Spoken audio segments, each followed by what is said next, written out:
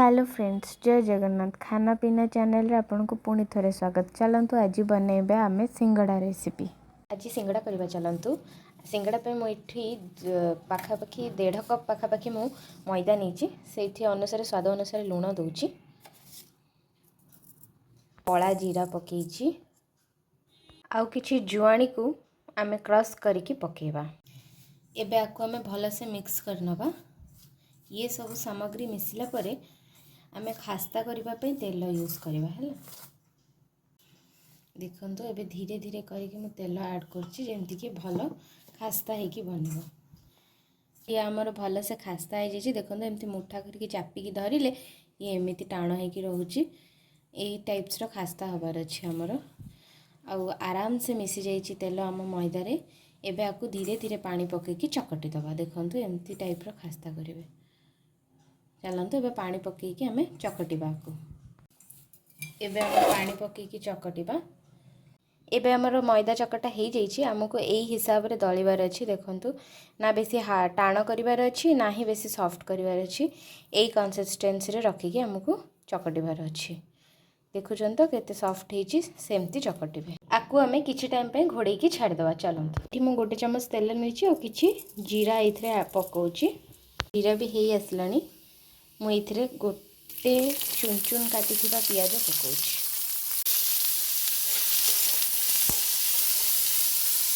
एठी हम पियाज हे गलानी। मु किछि भजा बादाम रखिछि एबे ताकू पकेइ देबी।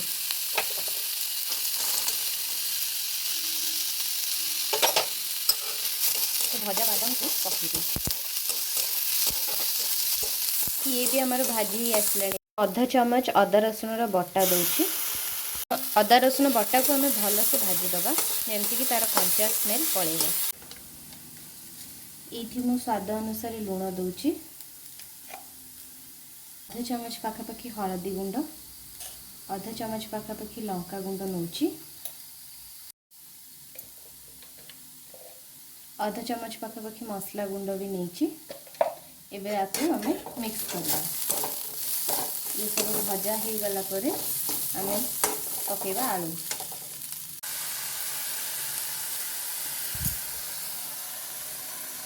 एठी गोटी गोटी करी रहिथवा मटर नेछि और किछिटा चुन चुन काटी थिबा 3 रु 4 टा आलू नै 3 रु 4 टा आलू नेछि चुन चुन करी काटी के और किछि मटर नै।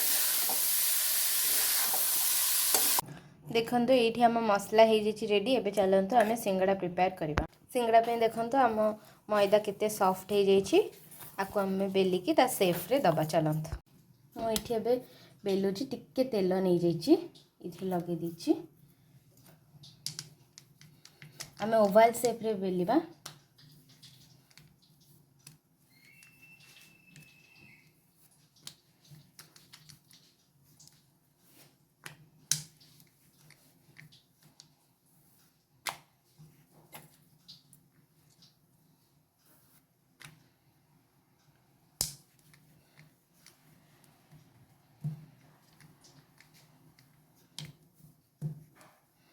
ये चाहिए आपण बड़ कि सान आपण हिसाब रे करि परिबे। देखंतु मैं या को इठु मझिरो काटी दोछि।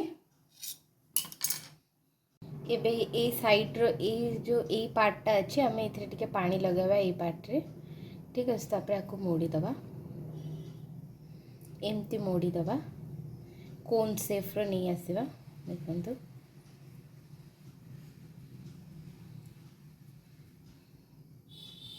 कोन शेफ रो हे गला। एबे इथरे हमें मसला पुरेबा। देखंतु ये भाबर मसला पुरे दबा। पूरा ऊपर जाए हमें फुल करवानी। आमे को किछि स्पेस छाड़ीबार अछि। एथरे पुणी हमें पानी लगे दबा। पानी लगे के हमें इठी प्रेस कर दबा।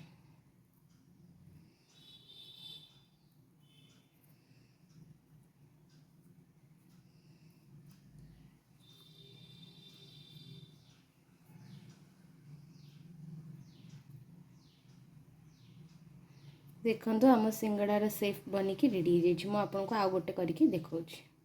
एठी मु आ गोटे सेमती नै जाइछि से शेफ रो करिया को। एई भाग रे मु पानी लगे दिछि। सेम जिंस रे हमें एठी एमती मोड़ी दबा कोन शेफ रो नै आसीबा। देखंतु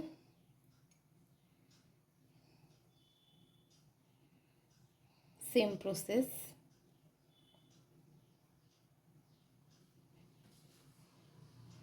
इथे आम सेम मसला भरिबा पुणी आमको पूरा भरिबार नहीं अधा भरिबार अच्छी। ये पार्ट रे मुझे पानी लगे दूची याकू एमती पुणी से सिंगड़ा सेफ रे नहीं आसवा।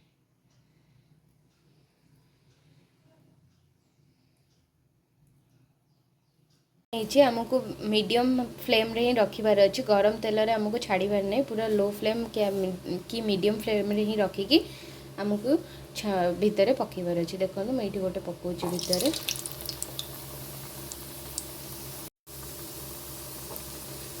आपको एबे आमे छाड़ीदबा आराम से छाड़ीदबा गोटे पट हो सारू तापर आमे उल्टेबा। देखो आमर ये गोल्डन ब्राउन टाइप्स रो हो जाइए।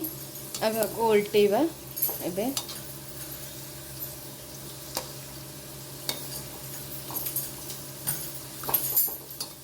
देखो ये को हिसाब रे फुलुचे आपण देखि पारथिबे।